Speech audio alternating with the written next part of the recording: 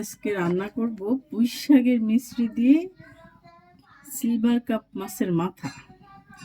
প্রথমে মাথাটা আমি সুন্দর করে কেটে হলুদ লবণ মাখায় নিচ্ছি।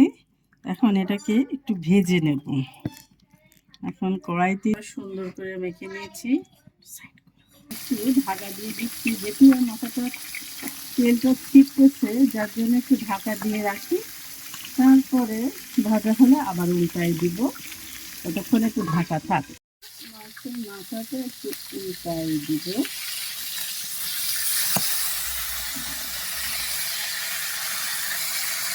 এটা করে আমি এইভাবে বাকি মাথাগুলোও ভেজে নেব। মাথাটা তো ভাজা হলে এইভাবে আমি সবগুলো ভেজে নেব। এখন এটা উঠায় বাকিটাও ভেজে নেব। আমার মাথাগুলো ভাজা হয়ে গেছে, এবার আমি উঠিয়ে নিচ্ছি। এবার দিয়ে দিলাম একটু হালকা পেঁয়াজ, মাছ এবার পুঁই শাকটা রান্নার জন্য কাঁচা ঝাল,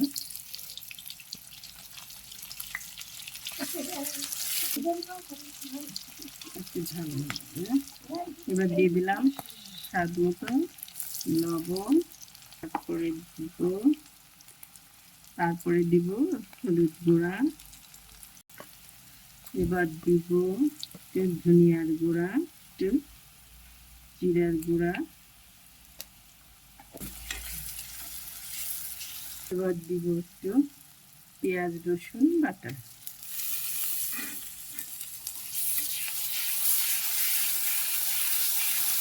মশলাটা একটু ভালো করে কষিয়ে নেওয়ার জন্য হালকা একটু দিয়ে দিচ্ছি পানি। পুঁইশাকের ফলটা একটু পানি দিয়ে সিদ্ধ করছি, যেহেতু এখন একটু পুঁইশাকের ফলটা তো একটু সহজে পুঁইশাক আছে, যেহেতু একটা ডাটাও আছে, যার জন্য একটু সিদ্ধ করে নিয়েছি। নিয়ে এখন মশলার ভিতরে আমি এটা দিয়ে ভালো করে নেড়ে চেড়ে কষিয়ে নেব।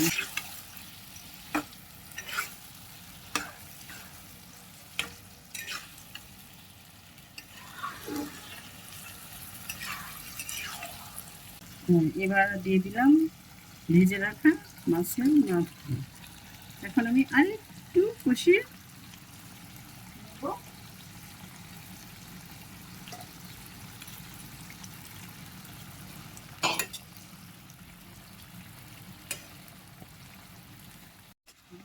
কষানো হয়ে গেছে। এখন আমি হালকা পরিমাণে একটু পানি দিয়ে দেব। সিদ্ধ করে রাখা ছিল পুঁই শাকটা,